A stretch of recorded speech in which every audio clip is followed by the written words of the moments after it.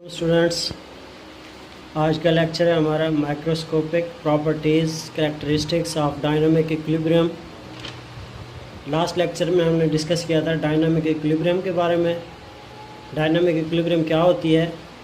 एक equilibrium state होती है जिसमें फॉरवर्ड और रिवर्स रिएक्शन क्या हो जाते हैं, बराबर हो जाते हैं, और बट इन अपोजिट डायरेक्शन। उनका रेट क्या हो जाता है, बराबर हो जाता है, लेकिन अपोजिट डायरेक्शन में।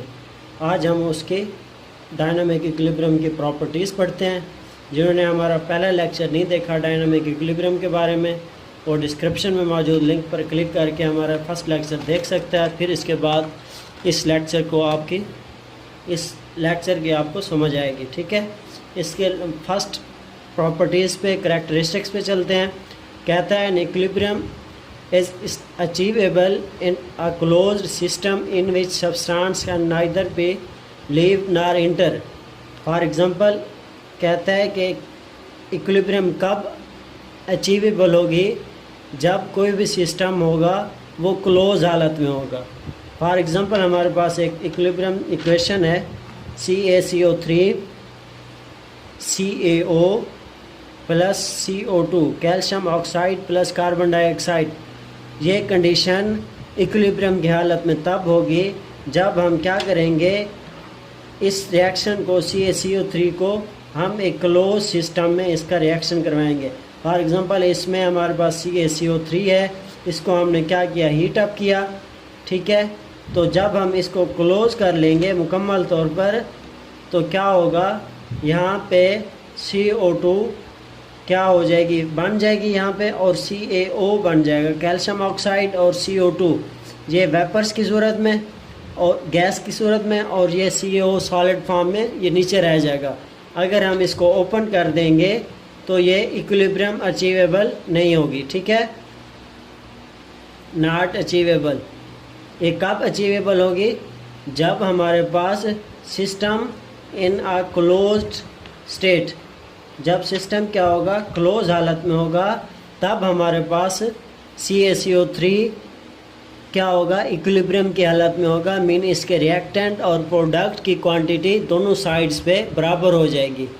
ठीक है, फॉरवर्ड और रिवर्स रिएक्शन क्या हो जाते हैं, RF is equal to RR के हो जाएगा, लेकिन क्या हो जाएगी, बट इन अपोजिट डायरेक्शन। इनके डायरेक्शन क्या हो जाएगी, अपोजिट हो जाएगी एक दूसरे के। ठीक है, समझ आ गई बात। An equilibrium is achievable only in a closed system. किस हालत में? जब सब्सटेंस यहाँ से इंटर नहीं होगा और ना ही बाहर जाएगा। यहाँ से जब हम किसी और चीज़ को अंदर दाखिल नहीं होने देंगे और ना ही यहाँ से बाहर जाने देंगे, तब हमारे पास ये सिस्टम क्या हो जाएगा, एट इक्विलिब्रियम पोजीशन पे आ जाएगा। ठीक है, ये था हमारा फर्स्ट पॉइंट। अब चलते हैं नेक्स्ट सेकंड पॉइंट की तरफ। कहता है कि at equilibrium state a reaction does not stop, forward and reverse reaction keep on taking place at the same rate but in opposite direction. कहता है इक्विलिब्रियम की हालत में जब ये इक्विलिब्रियम इस्टेब्लिश हो जाएगा, रिएक्शन हमारे पास स्टॉप नहीं होगा। क्यों नहीं होगा? बल्कि यूँ होगा कि फॉरवर्ड और reverse reaction keep on taking place at the same rate but in opposite direction. अब इसको समझते हैं। हमारे पास इसी को एग्जांपल को लेते हैं हम। CaCO3 ये एग्जांपल है, CaO प्लस CO2। ठीक है, अब इसमें दो रिएक्शन है, एक फॉरवर्ड रिएक्शन है और एक रिवर्स रिएक्शन है। तो फॉरवर्ड क्या है हमारे पास, CaCO3 क्या बना, CaO प्लस CO2 ये बन गया। अब यहाँ से मज़ीद CaO प्लस CO2 ये बनेगा CaCO3। दो रिएक्शन, ये रिएक्टेंट क्या बना रहा है, प्रोडक्ट बना रहा है, और ये प्रोडक्ट दोबारा रिएक्टेंट बना रहे हैं। ये फॉरवर्ड रिएक्शन और ये रिवर्स रिएक्शन। ठीक है, ये कह रहा है at equilibrium state reaction does not stop. जब ये रिएक्शन CaCO3 इक्विलिब्रियम की हालत में होगा, CaO प्लस CO2, तो फॉरवर्ड और रिवर्स रिएक्शन क्या हो जाएंगे, keep on taking place at the same rate. Mean अगर RF 50% उसकी कन्वर्जन हो रही है इसके रिएक्टेंट में, तो वही रिएक्टेंट 50% रेट पे हमारे पास दोबारा प्रोडक्ट दे रहा है। ठीक है, जितनी मिकदार में हमारे पास रिएक्टेंट बन रहा है उसी मिकदार में दोबारा हमारे पास प्रोडक्ट भी बन रहा है। ठीक है, बट इन अपोजिट डायरेक्शन।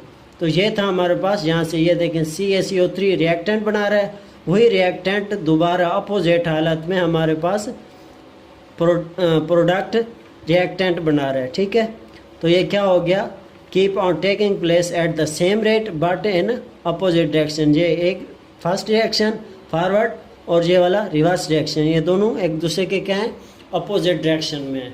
ठीक है, अब नेक्स्ट चलते हैं हम इसके थर्ड कंडीशन पे। अब कहता है at equilibrium state the amount of product and reactant does not change, even physical properties like colour density remain same. अब इसको समझते हैं कि कहता है कि इक्विलिब्रियम की हालत पर क्या होगी, रिएक्टेंट और प्रोडक्ट की क्वांटिटी क्या रहेगी, तब्दील नहीं होगी, हत्ता कि फिजिकल प्रॉपर्टीज़ जैसा कि उसका कलर हो गया, डेंसिटी हो गई, रिमेन सेम। अब एग्जांपल ले लेते हैं H2 + I2, ये 2HI, ये एक रिएक्शन था। अब यहाँ से 2HI दोबारा क्या बना रहा है, रिवर्स रिएक्शन में H2 + I2। I2 का क्या कलर होता है, पर्पल कलर होता है, आयोडीन। तो जब ये दोनों इक्विलिब्रियम की हालत में आएंगे तो क्या होगा, 2HI अगर ये इसकी क्वांटिटी हमारे पास क्या हो रही है, मजमूई तौर पर 100 आ रही है, तो इसकी भी क्या होगी, इसमें ये अगर 50% दे रहा होगा या 100% दे रहा होगा तो यहाँ पे भी क्या देगा, 100 ही देगा। ठीक है, 100 ग्राम। तो इक्विलिब्रियम की हालत पर उसकी क्वांटिटी प्रोडक्ट की जितनी वो फॉरवर्ड रिएक्शन में बना रहा होगा उतनी वो इक्विलिब्रियम की हालत पर भी रिएक्टेंट दे रहा होगा, उतनी ही प्रोडक्ट दे रहा होगा। और इसका कलर जितना फॉरवर्ड रिएक्शन में पर्पल कलर था तो इक्विलिब्रियम की हालत पर भी इसका कलर क्या होगा, पर्पल ही रहेगा। ठीक है, और ये H2 गैस कलरलेस गैस होती है। ठीक है, इसका कोई कलर नहीं होगा। अब नेक्स्ट चलते हैं फोर्थ पॉइंट पे। कहता है at equilibrium state is attainable from either way, starting from reactant और फ्रॉम प्रोडक्ट। कहता है कि इक्विलिब्रियम को हम किसी भी तरह से हासिल कर सकते हैं, चाहे वो क्या हो, रिएक्टेंट हो से शुरू हो रहा हो या फिर प्रोडक्ट से शुरू हो रहा हो। जैसे कि लास्ट लेक्चर में हमने लास्ट इक्वेशन देखी थी कि CaCO3 ये दे रहा है हमारे पास CaO + CO2। ये हम कह लेते हैं कि ये रिवर्स रिएक्शन है। अब इसका फॉरवर्ड क्या होगा, CaO + CO2। जब इसको हीट अप करेंगे CaCO3 देगा, ये फॉरवर्ड रिएक्शन हुआ। तो अब क्या होगा, अब यहाँ से अगर इसको यूं ले जाएं या इसको यूं ले जाएं तो दोनों साइड्स पर हम प्रोडक्ट से शुरू करें या रिएक्टेंट से शुरू करें तो दोनों साइड्स पर इक्विलिब्रियम क्या होगा, अटेनेबल हो जाएगा। आइदर हम स्टार्टिंग करें फॉरवर्ड रिएक्शन या स्टार्ट करें रिवर्स रिएक्शन। फॉरवर्ड में क्या होगा, रिएक्टेंट प्रोडक्ट में चेंज हो रहा होगा और रिवर्स रिएक्शन में प्रोडक्ट जो होगा वो दोबारा रिएक्टेंट बना रहा होगा। ठीक है, ये था हमारे पास फोर्थ पॉइंट। अब नेक्स्ट चलते हैं हम इक्विलिब्रियम के डायनामिक इक्विलिब्रियम प्रॉपर्टीज़ के लास्ट पॉइंट, फिफ्थ पॉइंट पर। कहता है at equilibrium state can be disturbed and again achieved under the given condition of concentration, pressure, temperature.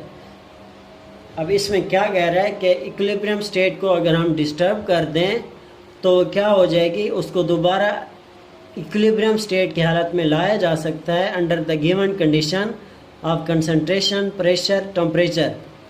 For example हमारे पास क्या था, H2 प्लस I2 2HI, ये हमारे पास क्या है, इक्विलिब्रियम की हालत है। अगर मैं इसका प्रेशर, टेम्परेचर या इसकी अमाउंट क्या कर देता हूँ, चेंज कर देता हूँ, तो क्या हो जाएगा, दोबारा हम क्या करेंगे, प्रेशर